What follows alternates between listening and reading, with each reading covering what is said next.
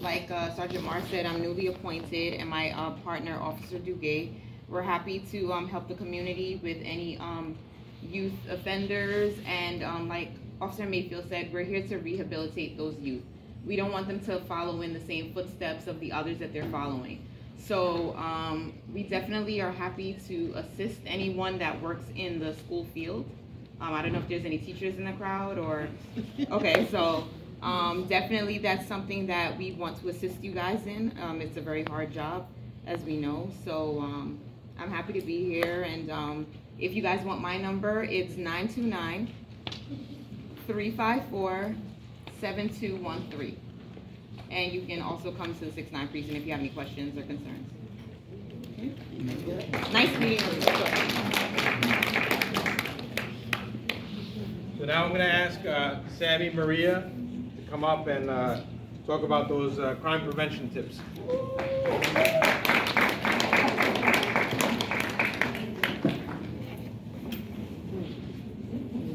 Good evening to all.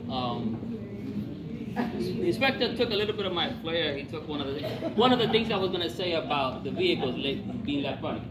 However, though, as the inspector said, we have noticed some spikes in some of our crimes that we can take care of ourselves. Example, being the vehicle running while we go into the store, grab a cup of coffee. You may have a hot cup of coffee, but you got no car. So we want to make sure that we have the car and think about the coffee later. When it comes also to when we're doing our shopping and we're paying, when we're about to check out, we want to make sure we want to grab our bags before we take a card out of the card reader. So we want to make sure that we continue to practice smart shopping by utilizing, make sure that everything that we went into the store to shop with, we come out with. So we don't want to give someone the opportunity to take advantage of us for our own faults. Listen, it happens, we're all human, but if we practice, perfect practice will make perfect. So we want to make sure we do that. When it also comes down to deliveries of our really anticipated packages that we have, I know I'm one of them. I'm a little kid. When I get my little box from Nike, can't wait to get home, but I want to make sure that it's there. So if we definitely practice where we have even a scheduled drop-off, have a neighbor pick it up, or even have our own location to go to pick it up, that's even better. So we want to make sure that we are helping ourselves not be victims. We're helping ourselves come home to the joy that we want, which is that whatever package we receive in that aspect. Then we also have the opportunity to make sure we lock our doors to our homes, lock our windows. Don't give no one the opportunity to come visit you when they're not invited. And even if they are invited, just make sure you lock your doors and make pretend you're not home. But I definitely don't want us to take more of your time. If you need more other tips or things how we could be a resource to you, whether it's by registering your electronics with the precinct, registering your bicycles, window etching, we are definitely a resource to you that can help you. And if you are experiencing anything that you feel that, you know what, I could be a help to you guys, please come check me out. Check out Officer Rostan. We'll definitely do our best to assist and continue to build our relationship that we have built for so long, and continue to be a better community. So thank you so much. All right, thank you, Sammy. Just want to acknowledge the officers in the back here. We have our auxiliaries led by Officer Riche. Do a great job. You see them on 8th Street, 2nd Street, Glenwood, and Rockaway. We have our lieutenant, special operations lieutenant. We have our field training officers newly assigned to the precinct.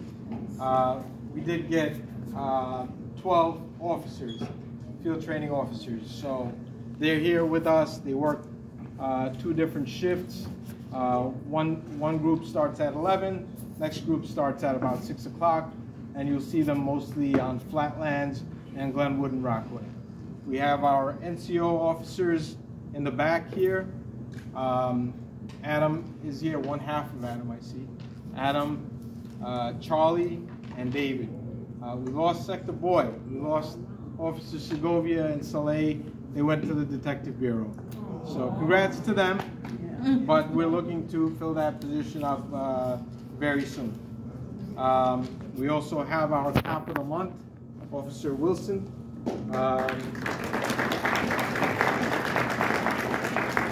Neighborhood Safety Team Officer. So he's cop of the month because on January 1st, him and his team, they were patrolling in the confines of the 69th precinct. They observe a male adjust his waistband. They observe a handle of a firearm. They approach that male. The male draws the firearm and points it at them. These officers are able to successfully apprehend the individual, not have any violence either way, and they're able to successfully remove that firearm and place that individual in custody. So, you know, putting themselves in harm's way routinely, these officers do a phenomenal job, especially Officer Wilson, who has been with the neighborhood safety team and the public safety team for a while now. He has 5 years in the department. Prior to joining the police department, he worked for the U.S. Army in the Joint Terrorist Task Force unit for 3 years. Officer Wilson, in his 5 years in the department, made 53 arrests, 5 of which are gun arrests. So he's our cop of the month. So can we get a round of applause for Officer Wilson? Come on up.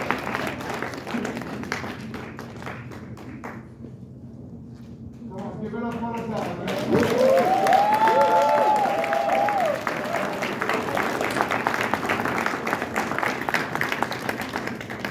And you know, the chief was actually at the precinct on that night, right after that incident, talking to us. So, well deserved, man. And you know, glad you guys were safe.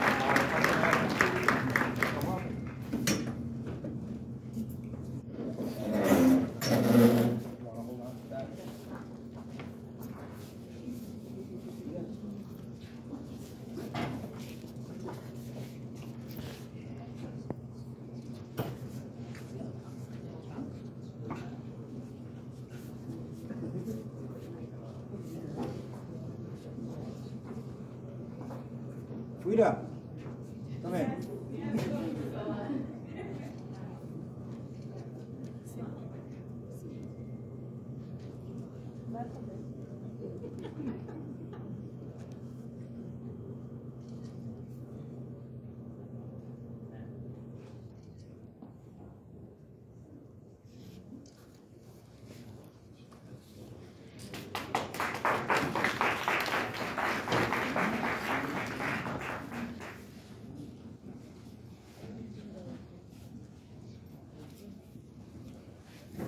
So that's all I have. I'm going to ask Chief Stevenson to say a few words.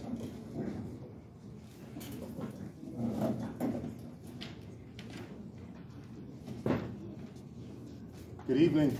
Good evening. Where's Frida? She blocked the, they didn't get to see my shoes. Wow. I'm going to speak loud, but I'm a singer and I want to preserve my voice, so I'm not going to enunciate. No? That's not going to work here? No? So let me quickly introduce myself. I'm Deputy Chief Ruel Stevenson. I'm the executive for this borough, Brooklyn South, the best borough in the world. I call this borough the UN in the city. Every group is represented in this borough.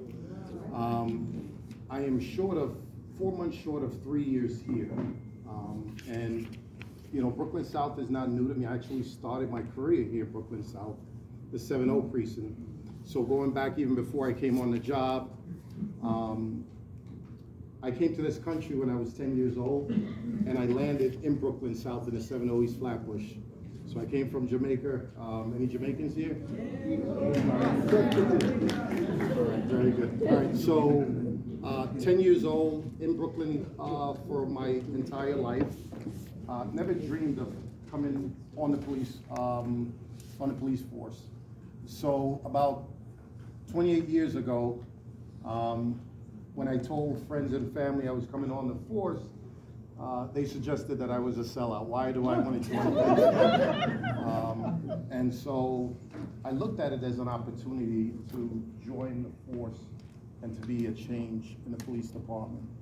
And I will tell you, in the last 28 years, I've seen a transition, a police department that is more receptive, more open to ideas, more inclusive of folks joining and be a partnership, more, I would say there's more accountability and more transparency. And it's really because of you guys. It's really because of the people like yourself. You know, when I look in the Webster Dictionary and I look up partnership, I see 6-9 council. That includes the community. You know, when I look up in the archive in the police department, council, I see 6-9. This is the way you do it. You guys come out in force, you hold us accountable, and that's how we're able to do what we do and be better at it. And that's important.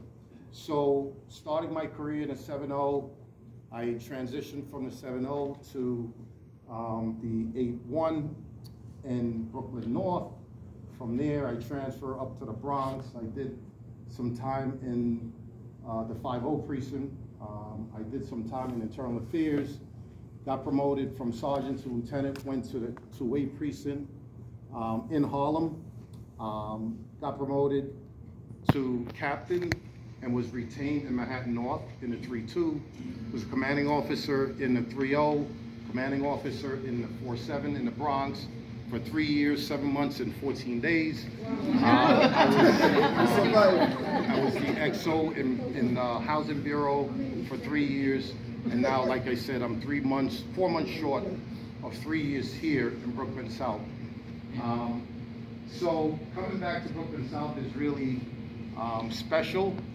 The barbershop, when I was a young boy that when I had hair and voluntarily had it, is still there. And that's important because I can walk into that barbershop and feel very comfortable, and folks who are in that shop and other business, they see me and it's a warm welcome. And that's important because when I was sitting here watching the NCOs come up, all I kept thinking about is trust and relationship.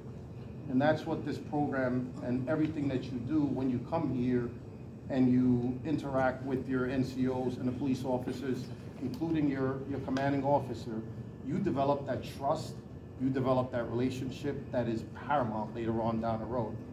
I don't want to be all over the place, but I want to tell you a quick story. 20 years ago, when I was in the 2-8 precinct, I was a special operations lieutenant, and we had just had a robbery on Adam Clayton Powell Boulevard and around 116th Street. 4 kids had just robbed an African merchant, African business owner, and they took off. We had aviation, we're searching for these kids. We arrested 2, and the 3rd eluded us. We found them later on down on Adam Clayton Powell in front of his house. And in front of his house was the entire block, including his grandmother. And they formed a wedge around him. And they said, nobody is touching this kid. Shortly after that, before we had NCOs, we had community officers, beat officers, CPU, Community Policing Unit. The police officer who was assigned to that beat came onto the scene shortly after, and Grandma recognized him because that was his beat. And right away she ran up to him and hugged him. Before you know it, the kid was in the car going back to the precinct. Why did she do that? Because she knew him, she trusted him, and it was a relationship that she had before this. It's so important that you form that relationship, forge that relationship with your police officers before their incident, before there's any conflict, so that things can be resolved easier and better and quicker. That's why it's important that you come to these meetings. That's why it's important that you sit and you hear your commanding officer, you meet your NCOs, and you have that relationship. It makes a world of a difference. Our world is a different world. The police world is different. You will never understand everything that we do. But if we do show up and explain, and you know the person who's explaining it, it matters who it's coming from. And we could be saying the same thing to you, and if you know the one cop who's saying it to you, you may gravitate towards it. So it's very important that, you know, again, when I see this, Gardy, and again, I want to say to your council, your board, and what you do here in the 6-9 precinct should be emulated citywide. Every single, yes. Every council, if they were smart, they would say, listen, I want to know what the 6-9 is doing. I want to come and take notes and say, hey, listen, this is how you do it. This is what we should be doing. This is how we should be impacting our community. I want to say thank you for your relationship. Thank you for your concern, and thank you for your trust. The trust you put in the men and women in the back, in uniform here, and the ones who are back in the precinct. By the way, who's covering the 6-9 if everybody's here? Yeah, I want to say thank you for trusting us. We are not perfect. We are working very hard to become better, and that's what we can do. We will make mistakes. There's always, you know, I will say this, you know, we are like doctors, right? We want to save lives. We're in the business of saving lives, and every so often things happen not the way you planned. And I want to tell you that the hard-working men and women that I know in this police department, there's few that I wish I didn't know, there's few that I wish wasn't part of this uniform, but please don't paint every single officer with the same brush. You know, it's so important that you support the hardworking cops who are out there every day in the grind doing it for you. They come to work, put their uniform on in the locker room, and they come to serve. I don't know too many cops that come to work, put the uniform on, and say, we're going to give the community help. But we need you to help us, we the ones who don't have the same intention. That's what we need you here for. I remember years ago, when I was a cop, a community member from the 7-0 said to me, you know, man, these cops are terrible in the 7-0 precinct. You know, they do X, Y, Z. I'm always getting stopped. I'm always getting harassed. And I said to him, well, have you made any complaints? Have you said anything? I said, if you don't suggest and complain, you know, whoever it is that's violating you is going to continue to violate you because nothing is being done. And the next person is going to be violated because we weren't able to identify the person who's violated. I don't tolerate it. I have a very proud 28 years of service, and I uphold my cops to that standard. It's important. You guys all look like me. You probably have my blood in you. And, you know, we all, I didn't mean that in any, but yeah, so it's important. So what I do want to say though is, where's our crime prevention officer? You know, as I look across the borough and I think of what's going on as far as crime in this borough, thankfully, overall crime is down. We're up maybe one murder. Felony assault is what's really driving the borough in crime, but overall shooting is down, shooting incident, shooting victims, and just overall crime. We couldn't do that without your partnership. I always tell people, when I was a precinct commander, I wish I had a cop that I can put in every street corner. And I didn't. But what I did was I forged a relationship with our community. And our community people, whether it's cameras allowing us to view cameras when an incident took place, whether it's giving us information that put us in the right place at the right time to prevent things, you know, whether it's telling us what we don't know that is happening, whether it's a spot that's playing music till 4 o'clock or illegal social club, all those things matter. You're not snitching, you're making life better for yourself. I remember when I was a CO in Manhattan, we had a shooting right around a school. And this is broad daylight. And we get to the corner, and there's bullets, there's shell casings all over the place. And I walk in, and there were people that were sitting on the stoops when shots rang out, 3 different guns. Nobody saw anything. So a pregnant lady came up to me and she said, you know, I was an inspector then, inspector, I'm moving. I'm getting out of this neighborhood. And I couldn't tell her not to leave, but my thought was, if nobody see anything, is this what we're gonna do? We're just gonna pack up and leave every single time things happen? Or are you gonna strap up your boots and say, listen, we're not gonna tolerate this anymore? You guys are doing that here in the 6-9. And I appreciate it. Chief McAvoy, the borough commander, appreciate this. What you guys have here is very special. Gotti, please tell me if I'm talking too long. I don't know if my time, okay. Yeah, so we appreciate what you do. And we would not see the success that we're experiencing had it not been for what it is that you do here. Trust me, it's working.